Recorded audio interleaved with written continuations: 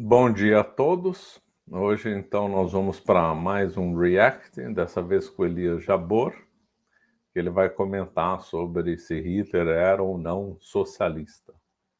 Então, sem mais delongas, vamos lá ouvi-lo.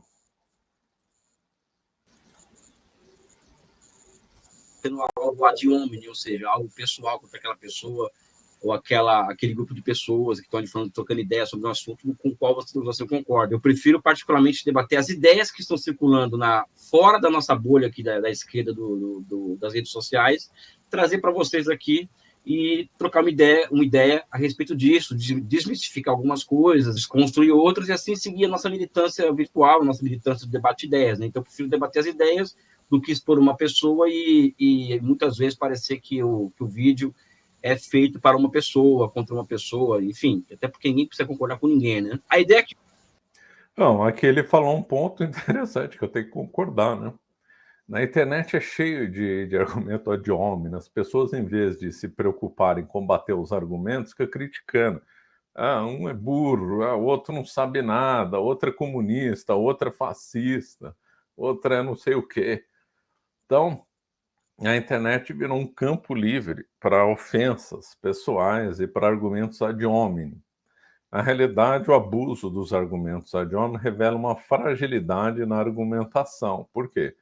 Então, isso você vê muito em comunistas de YouTube, né? Eu não estou me referindo ao Elias Jabor, estou me referindo a outros, ele parece ser mais sério. Mas aí, então, você pega lá um fulano, então, em vez dele combater os argumentos, só fica criticando a pessoa, não, porque a pessoa é isso, a pessoa é aquilo, a pessoa é aquilo. Então, ele então critica tanto a pessoa que ele está escondendo, na realidade, porque ele não sabe argumentar. A pessoa que sabe argumentar não vai se utilizar de críticas contra com quem se quer debater, não vai usar argumentos ad hominem, vai sim no texto, na doutrina, etc., que é o que interessa, né?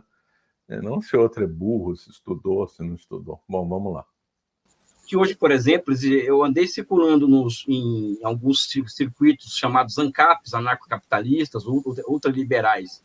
Aqui na internet, aqui no YouTube, por exemplo, eu tenho acompanhado muito esses canais, e eles são canais que, por exemplo, têm muito mais força e alcance do que os nossos, de esquerda. Nós pegamos alguns canais de esquerda, assim, de várias pessoas, de amigos, de amigas nossos, que têm muito alcance. Só que os blogs de extrema-direita, os canais de extrema-direita, os canais ANCAPs, os canais ultraliberais, têm um alcance muito maior do que a gente, do que o nosso.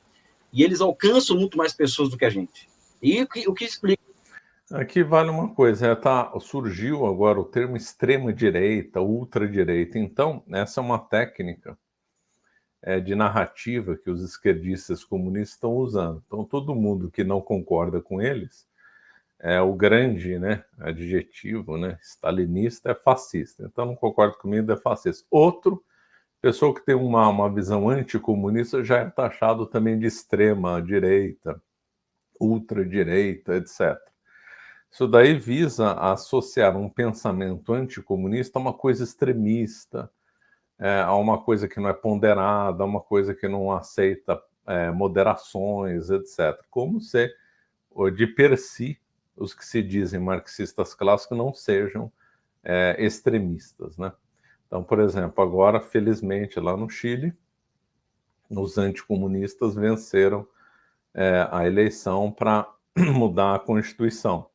Então, a mídia já taxou eles de extrema-direita, ultradireita, não sei o quê. Então, sumiu o adjetivo direita. Então, não tem mais direita no Brasil, acho que parece no mundo está seguindo essa tendência. Existem os moderados, que são os comunistas esquerdistas, que são os ponderados, aqueles que sabem de tudo, e o resto são a extrema-direita, fascista, radicais, que são adeptos do discurso do ódio, né?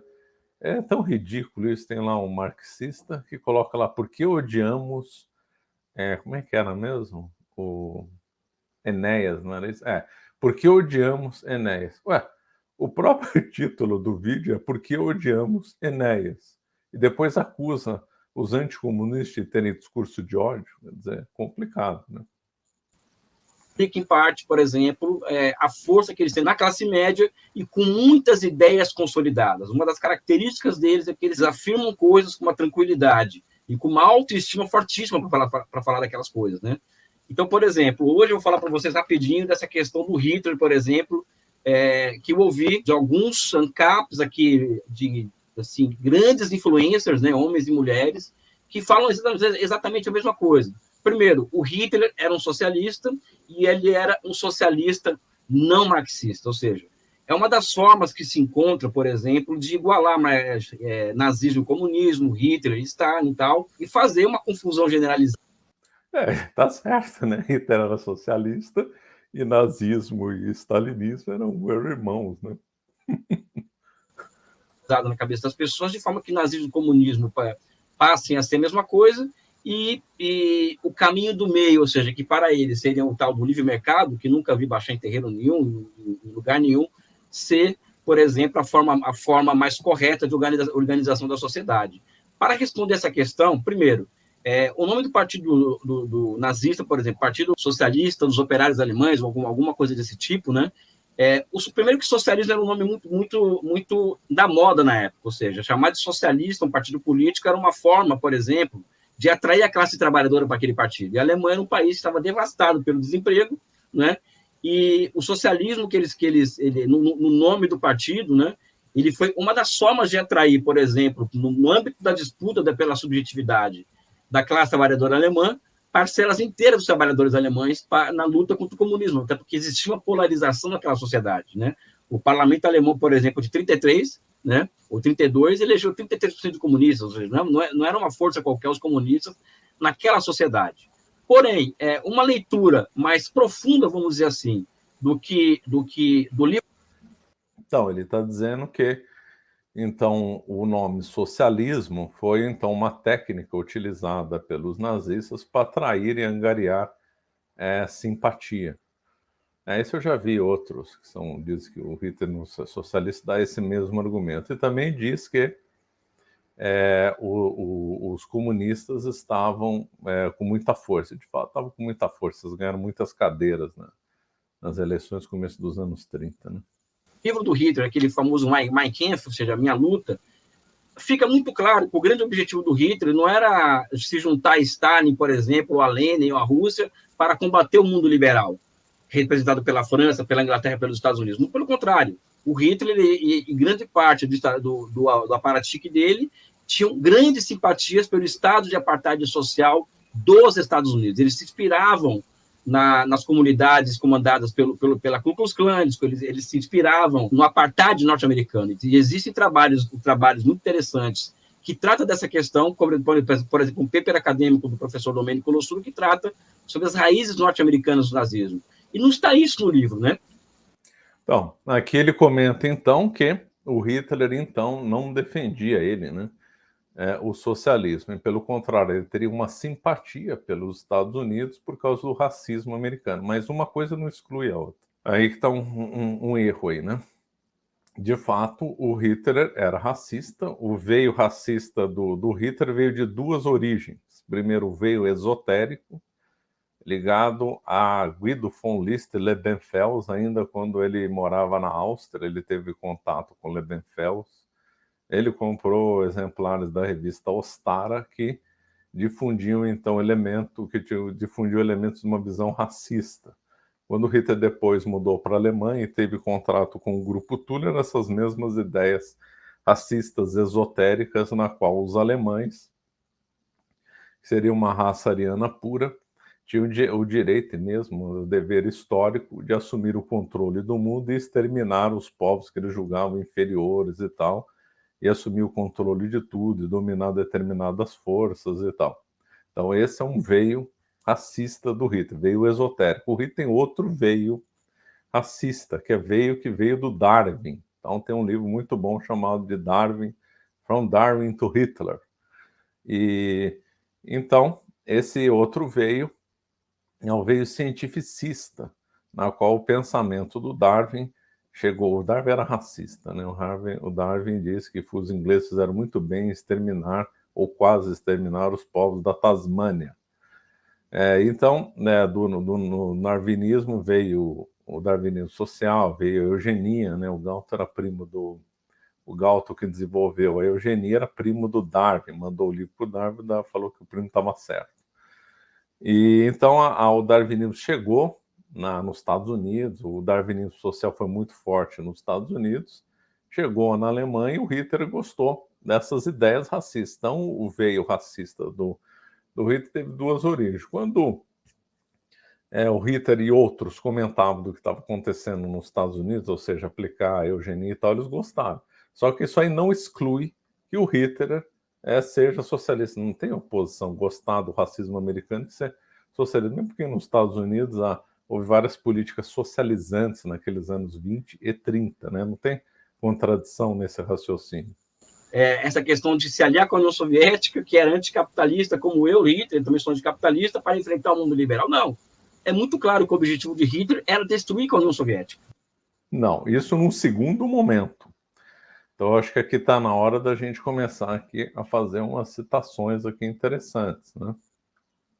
Então, primeiro que o Joaquim Fest, biógrafo do Hitler, né, escreveu uma biografia do Hitler fantástica, quase 900 páginas, diz claramente que o nacional-socialista pertence politicamente à esquerda e não à direita, né?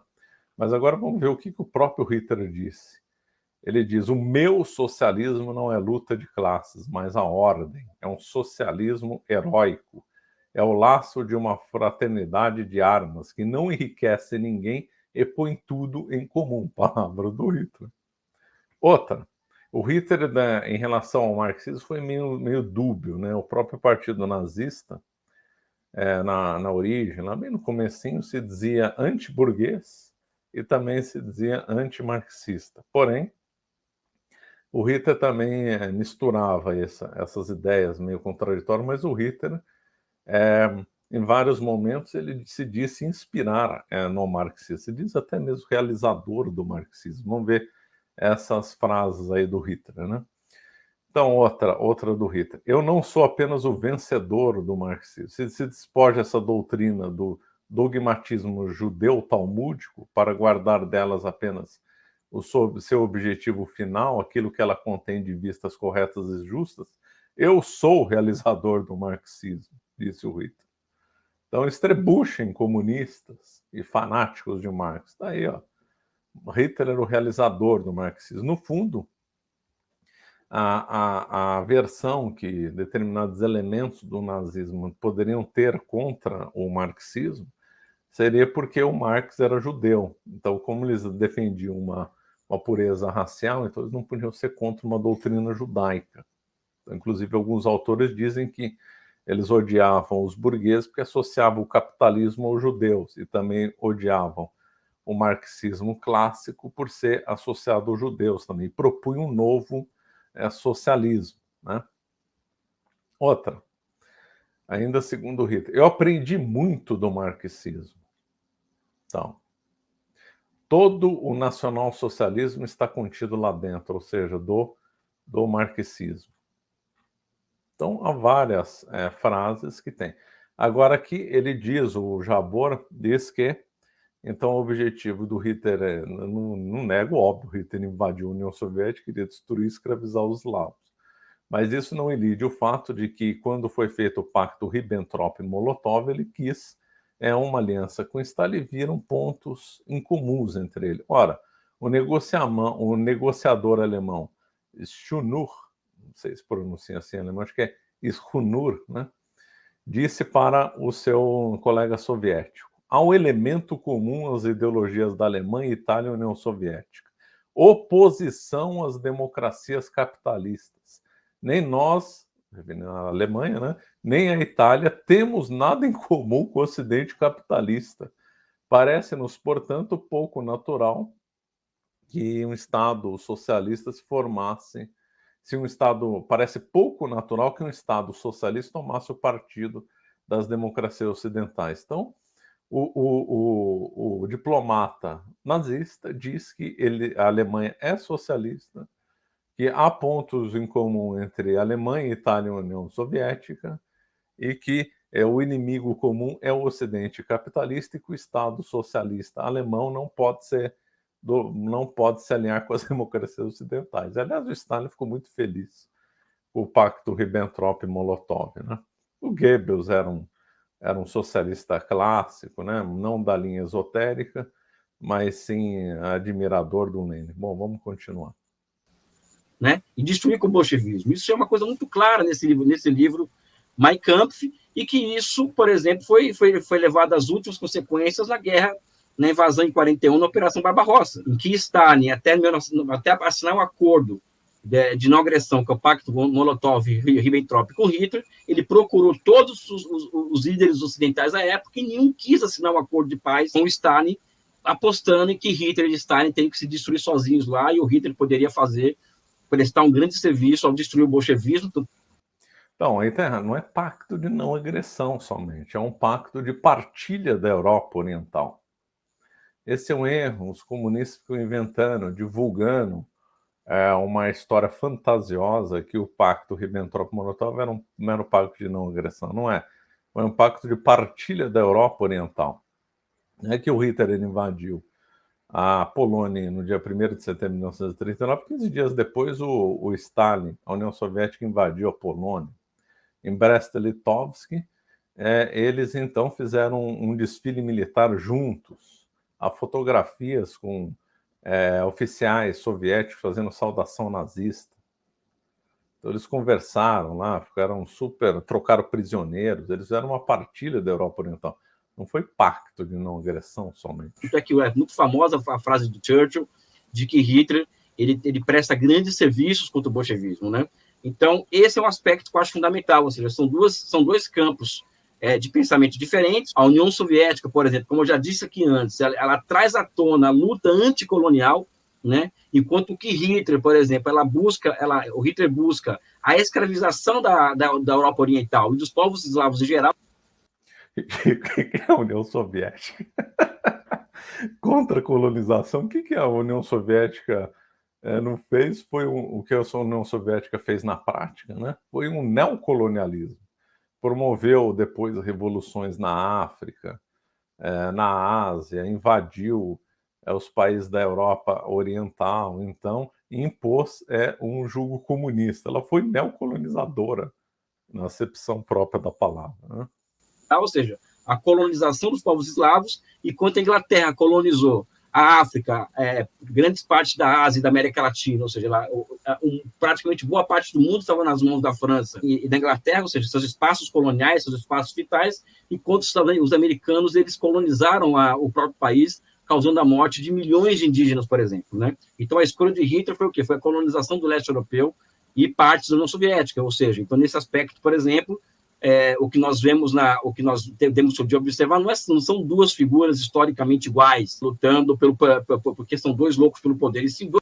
Foi sim, dois loucos pelo poder, dois genocidas. O Stalin, um genocida paranoico, e outro genocida, o Stalin, né? Dois genocidas lutando loucamente pelo poder e pelo domínio. Dois projetos de sociedade amplamente antagônicos. Um projeto colonial, um projeto de democracia dos senhores, como é o projeto de Hitler, e outro um projeto de luta anticolonial no mundo, um projeto que coloca a pauta Esse projeto anticolonial do mundo não tem o menor sentido. O que a União Soviética lutou é para impor o comunismo goela abaixo dos povos, impor uma ideologia, né? Esse povo gosta de falar que cultura europeia, impor sua cultura europeia para povos indígenas, povos africanos, tal. O que a União Soviética fez? Uma imposição de uma ideologia europeia comunista em países africanos, na Ásia, onde eles quisessem. Então, impôs lá na Etiópia, na Somália, tentou fazer mediante guerra civil na Angola, Moçambique, Congo, vários exemplos, né? Tudo isso é um neocolonialismo comunista. Imperialista anticolonial no centro das atenções do mundo, e a Batalha de Stalingrado, por exemplo, ela por si só ela é a maior luta de classes que houve, o maior momento da luta de classes que houve no mundo até então, ou seja, não dá para comparar também por esses termos. Mas existe... Nossa, que interpretação mais forçada, gente. Não tem nada a ver com luta de classes, foram luta entre nações. O próprio Stalin não usou o grande estratégia de propaganda do Stalin foi falar guerra patriótica, ainda fez menção a heróis russos do passado. Ele fez pontes ainda com a Rússia czarista para levar o moral do povo, né? Então foi uma guerra patriótica. Mas ele faz uma interpretação completamente errada, que a Batalha de Stalingrado foi o quê? Guerra operária? Patrão contra empregado estava lutando lá? Não. Estavam lutando alemães contra soviéticos. Isso tem o menor fundamento. Uma outra linha de raciocínio que eles colocam, que é a seguinte, é que Hitler ele era um antiliberal, né? E que, portanto, ele não era um capitalista, porque para eles, de forma tanto quanto correta, o liberalismo é a filosofia do capitalismo. Isso é discutível, tá? A gente pode falar sobre isso em outro programa. O que eu tenho a dizer sobre isso é o seguinte, primeiro, todos... Falou um ponto que esse eu gostaria de discutir também, porque capitalismo e liberalismo são sinônimos? Pois é, um tema bem interessante para discussão. Os liberais alemães apoiaram Hitler à época, ou seja, não tinha nenhum liberal. Existem poucas notícias de liberais, ou seja, pessoas que pensavam de forma liberal, que foram contra Hitler naquele momento na Alemanha, muito menos os empresários alemães, ou seja, nenhum empresário alemão foi contra Hitler, por exemplo. E tem um dado interessante, porque nós temos uma... Isso aí não é verdade. Teve vários empresários contra o Hitler que foram perseguidos, muitos até tiveram que fugir, alguns até foram mortos. Isso aí não é verdade. Imagem aqui no Ocidente de que o regime hitlerista foi um regime estatizante e que nisso se igualava à União Soviética, ou seja, são países cuja lógica econômica são antimercantis, portanto, antiliberais, né? Então são iguais, mais um ponto de encontro entre os dois regimes. O que é interessante saber que é o seguinte, existem trabalhos científicos, pelo menos, vamos dizer assim, os 10 papers científicos sobre isso, e eu vou aqui me remeter somente um, que é Against Mainstream, Nazi Privatization in 30th Germany, ou seja, as privatizações na Alemanha na década de 30, e que fica muito claro, por exemplo, que o maior processo de privatizações da história da Alemanha não ocorre depois de Hitler ou antes de Hitler, né? Foi durante o regime nazista, ou seja, a Alemanha existe uma transferência absurda de bens públicos para o setor privado alemão e a construção, a partir do Estado alemão, de grandes conglomerados privados. Por exemplo, a Siemens. Não é nenhuma coincidência a Siemens patrocinar o Real Madrid, por exemplo, que era o time do Franco, ou seja, a Lufthansa, a Volkswagen, ou seja, que falso engano, é estatal até hoje, parte dela. Então, existe o surgimento de grandes conglomerados privados na Alemanha nazista. Então, mas esse mito cai por terra, né? E por um outro lado, ou seja, para terminar essa apresentação, que é muito rápida, que é a ideia dos nossos vídeos, os liberais, eles não são fascistas, né? Mas eles se assustam, né? Então, vamos agora comentar. Isso daí, na realidade, é uma falsificação histórica. Inclusive, trabalhos na Inglaterra usaram o termo privatização para a reforma econômica feita na Alemanha nazista. Só que o termo em alemão para isso tem nada a ver com privatização. O termo alemão chamado Gleichschaltung, eu não sei como é que pronuncia, mas é Gleichschaltung.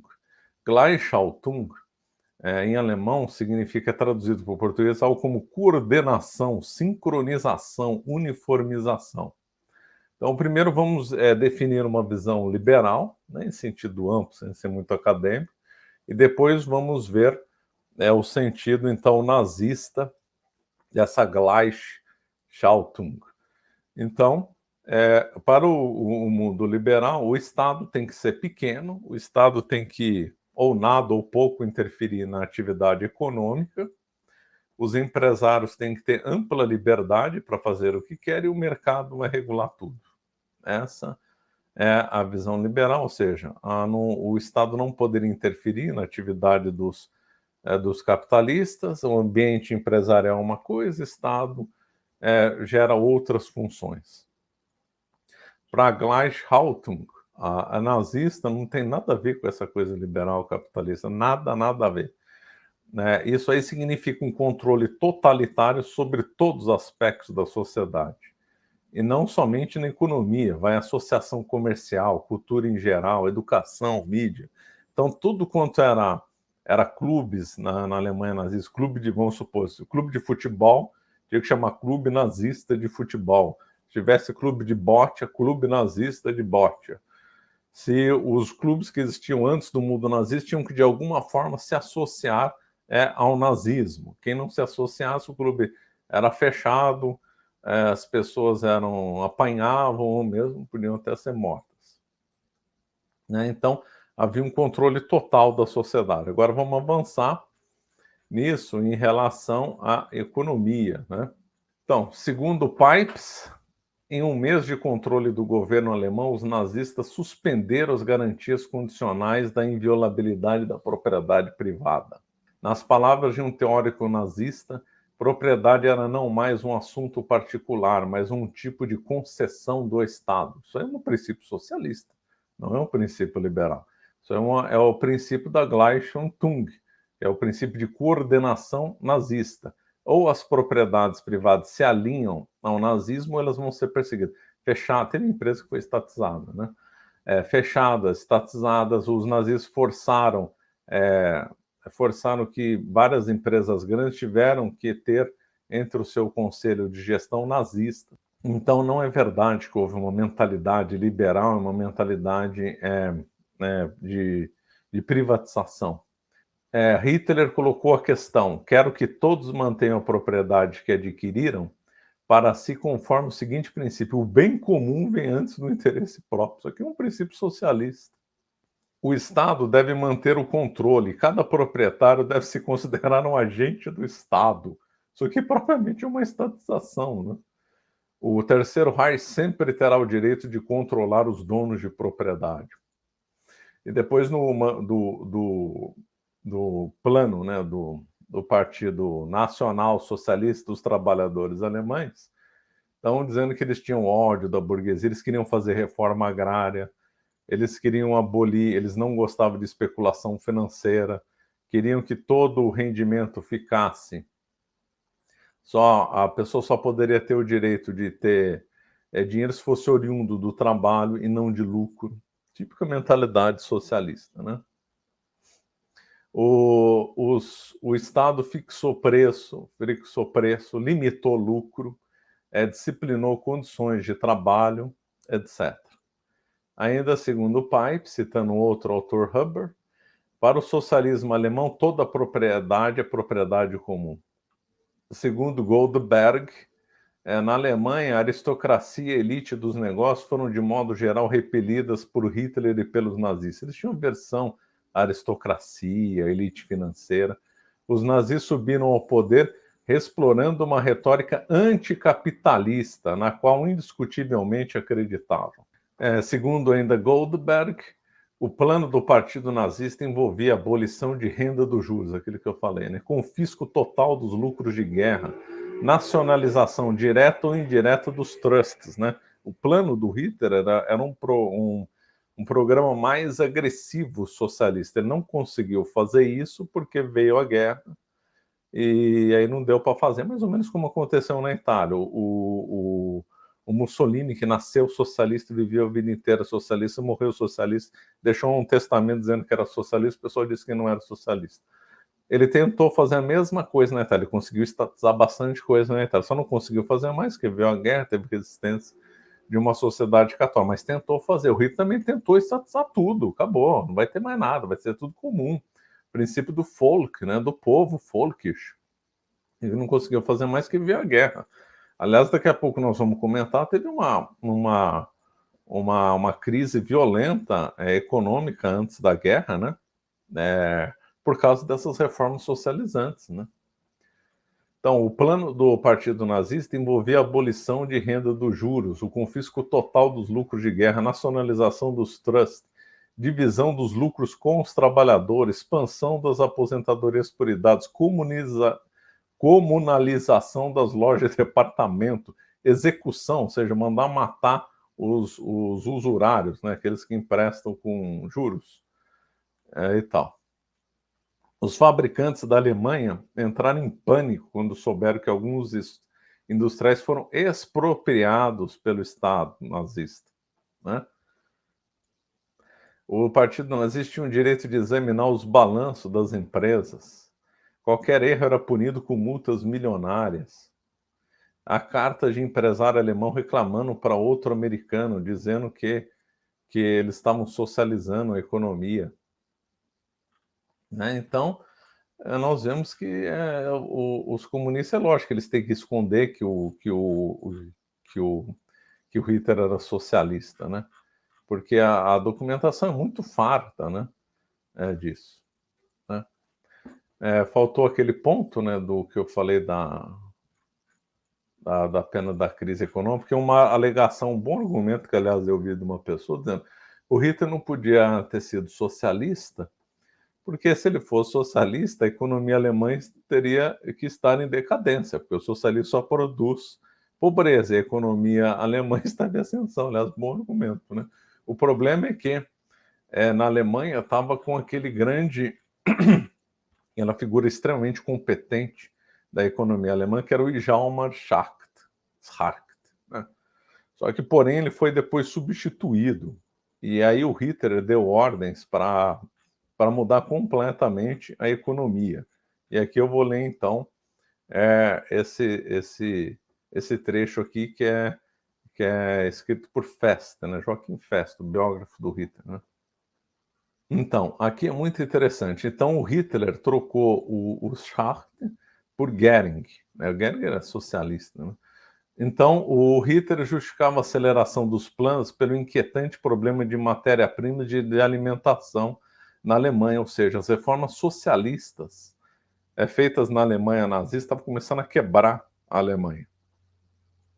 E olha que interessante, o Goering bolou um plano quadrienal no modelo soviético. Então, quer dizer, eles se inspiraram no modelo soviético para fazer o plano quadrienal. A execução ficou a cargo do Hermann Goering, ao qual impôs aos empresários programas de autossuficiência e de rearmamento. E mais, no finalzinho, nas vésperas da guerra, segundo Fest ainda, o país dependia ainda do exterior, principalmente para certas matérias-primas essenciais para a guerra, como estanho, cobre, borracha, bauxita e tal. Ou seja, às vésperas da guerra, a economia da Alemanha estava em crise por causa das reformas socialistas e por causa do princípio do Gleichschaltung. Gleichschaltung,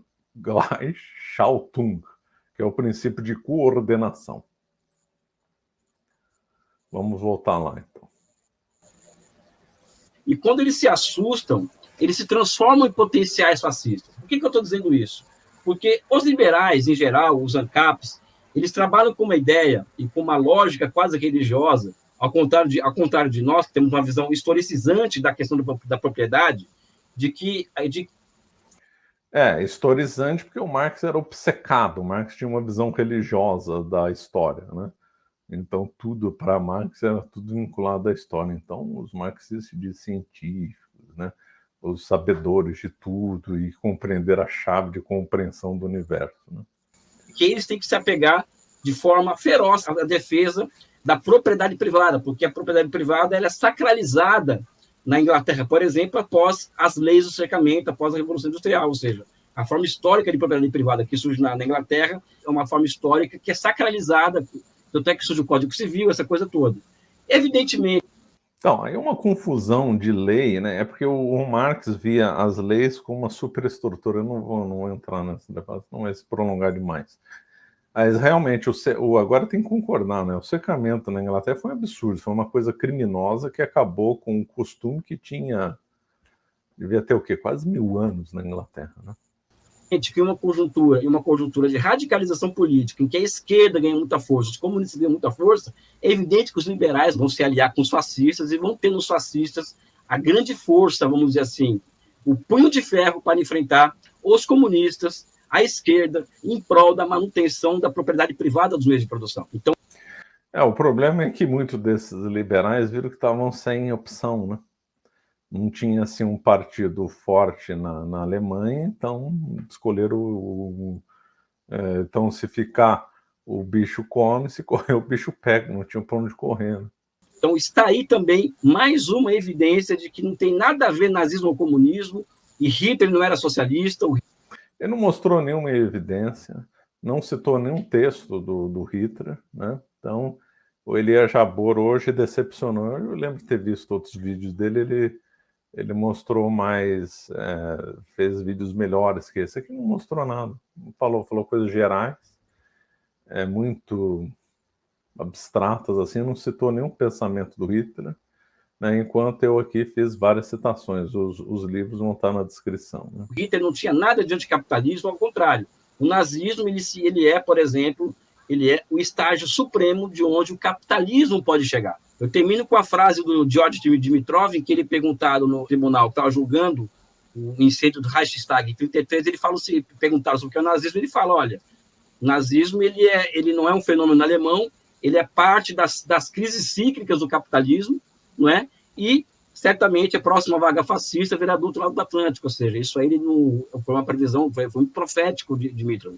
Então, pessoal, o liberalismo e o fascismo são duas faces da mesma moeda, né? Então fica esse pequeno... Nossa, isso é realmente uma falsidade, né? O primeiro que fascismo é diferente de nazismo. A expressão nazifascismo, na realidade, está errada. Eu não vou aqui comentar, né?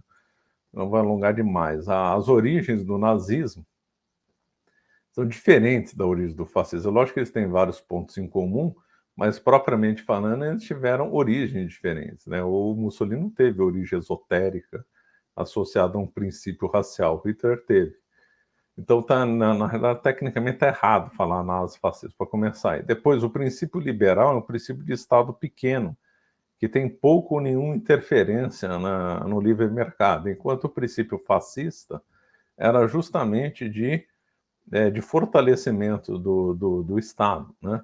E mesmo de derrocar o livre mercado. Então agora, últimas considerações. Então, realmente, o vídeo decepcionou. Eu esperava mais aí do Elie Jabbour, que ele parece ser um marxista melhor do que níveis de marxistas ioiôs ou marxistas cabeludos. Mas aí nesse vídeo ele decepcionou, né? Ficou só em linhas gerais, não entrou nem na terminologia do nazismo, não falou o que o Hitler pensava e repetiu apenas chavões, né, desgastados do ambiente comunista. Então, o comunista tem que viver à custa de mitos e de expressões e de chavões para sobreviver, né? Mas ele não resiste a um estudo mais aprofundado. O nazismo, sim, era realmente uma coisa socialista, né? Agora, quais livros para ler sobre isso? Eu vou pôr aí na descrição.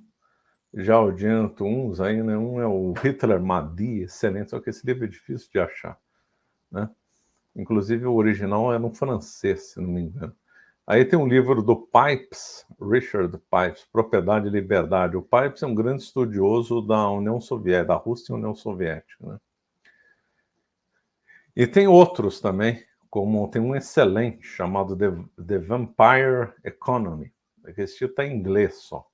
E aí eu sempre... então as pessoas sempre me perguntam que livro ler. Só que boa parte da bibliografia disponível como Vampire Economy estão em inglês. Então a pessoa que não sabe inglês vai ficar muito limitado, inclusive para poder argumentar que o nazismo era socialismo, que muitas das fontes estão em inglês.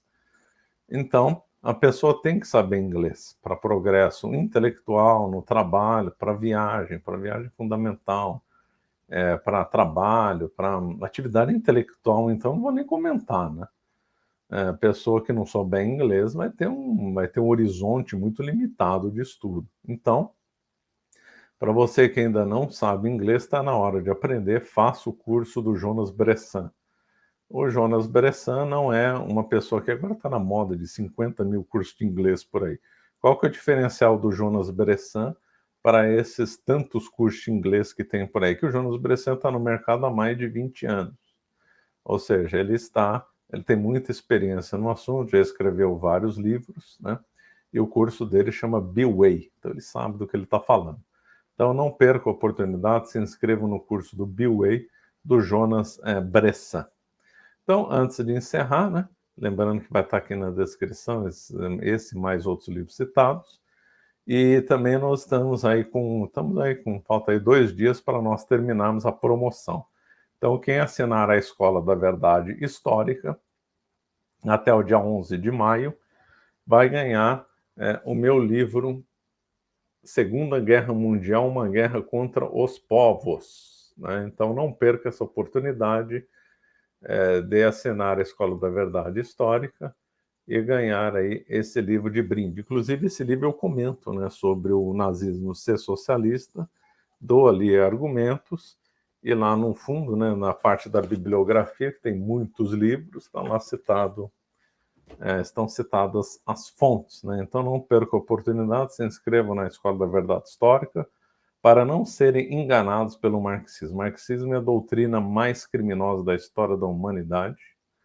Dentro da Escola da Verdade Histórica também está em andamento o curso do marxismo e está em andamento também o curso da Segunda Guerra Mundial, que foi lançado justamente semana passada, né? Então não perca a oportunidade, assine a Escola da Verdade Histórica, saibam combater contra os marxistas, saibam sobre a Segunda Guerra Mundial, fujam de slogans e de chavões. Então, ficamos por aqui. Obrigado.